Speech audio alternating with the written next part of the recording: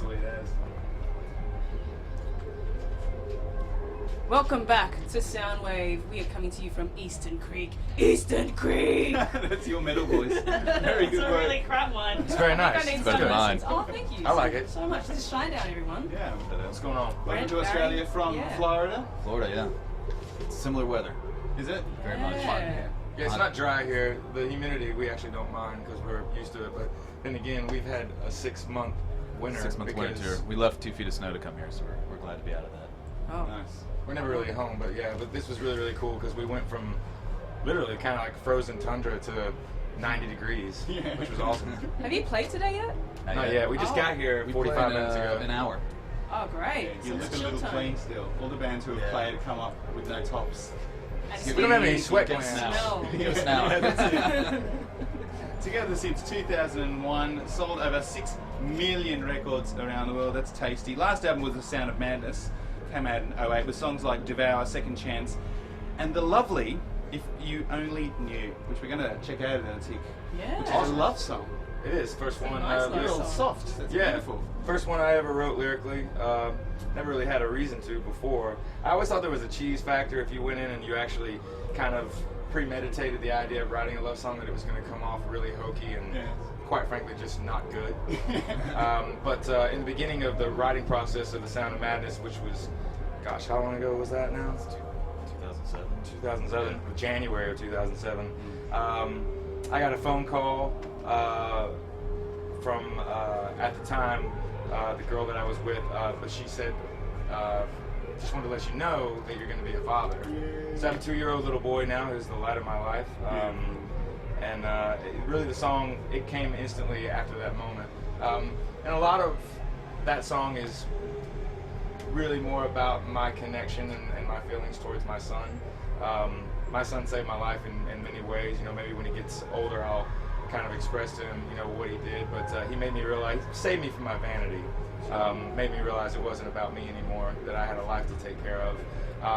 We tour relentlessly. Probably the 2 years that he's been on this earth, I might have seen him maybe 3 months of that, because we tour really, really heavy. But that song is just about the person that you miss. And for some reason, I would always wake up and it'd be 4:03 in the morning.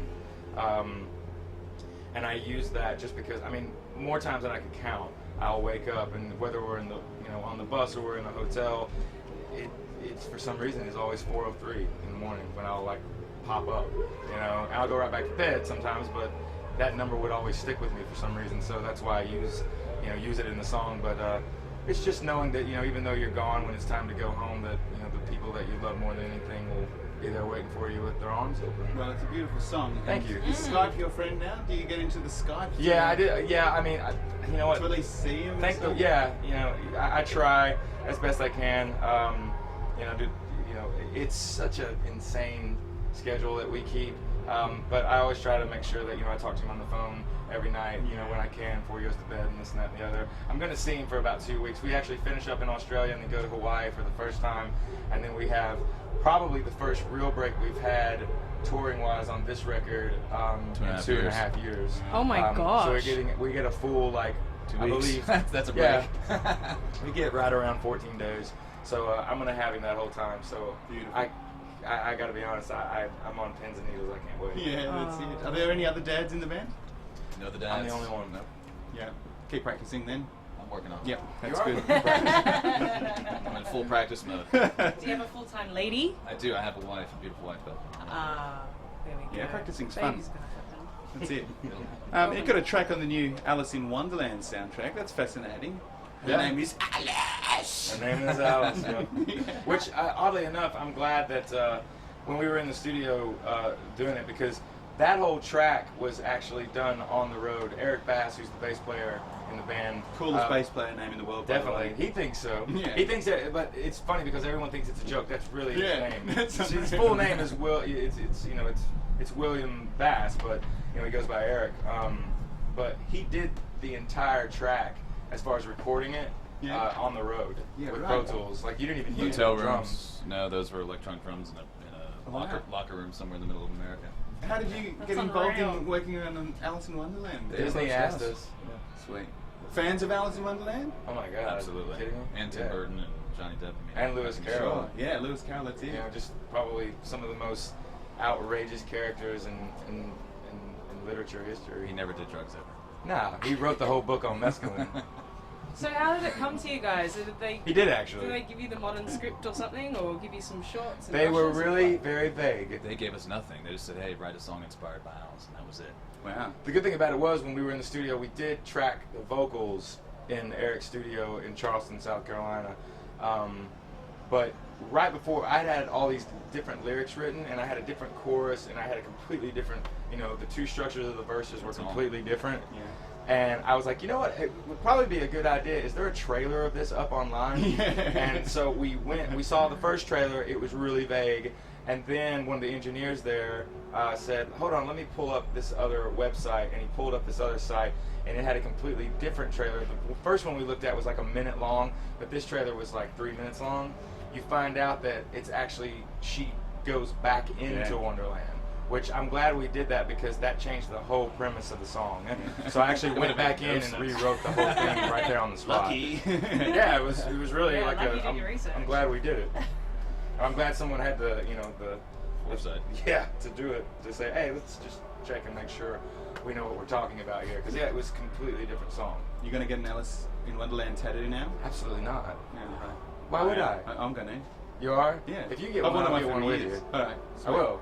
Is there a tattoo guy here today? If Or only There there has was. to be. There There has has to be. to be. This is gonna be Come one of on. the most tattooed festivals I've ever encountered.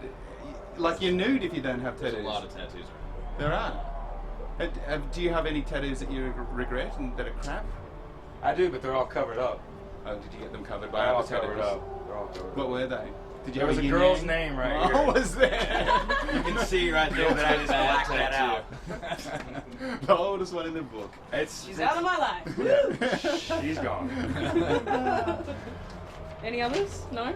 I don't have any that I regret. You know, what's this? This is. Cilantro, that's an Irish Gaelic word that's how it's written in the 4th century. It means cheers into your health. And I drink with my left hand, so it works. There we go. Yeah, that's fantastic. Cheers. I love tattoos. Yeah. Brent, you have a huge and powerful voice. It's amazing. Thank you. Where did you get it from? I don't know. I think it was God given. I've never been trained or anything. No? No. I mean, it's. I'm really, really modest about it. You know, I'm very blessed and humble that. You know, at a very early age, I knew exactly what I wanted to do. I knew I wanted to write. I knew I wanted to write songs before I wanted to sing. Sure. And like 10 years old, that's when I started singing. But I was really influenced. My dad influenced me a lot with. I was the only musician in my family. Like, there's not like any musicians in any part of our family. Yeah. I'm the only one.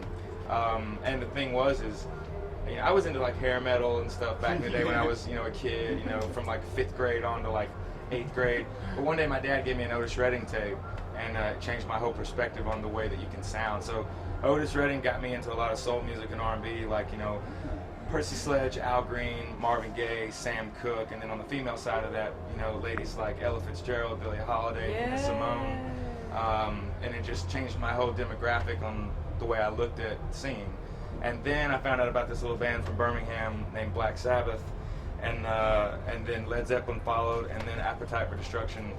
I got kind of the high range because when I was like 14, 15 years old, I could like sing Appetite like note for note. I can't really do it anymore. It's really high. We were going to ask you. He can't but either. Yeah. I don't think he You're can setting either. yourself up. But actually, I saw him in London probably 5 years ago at the Hammersmith.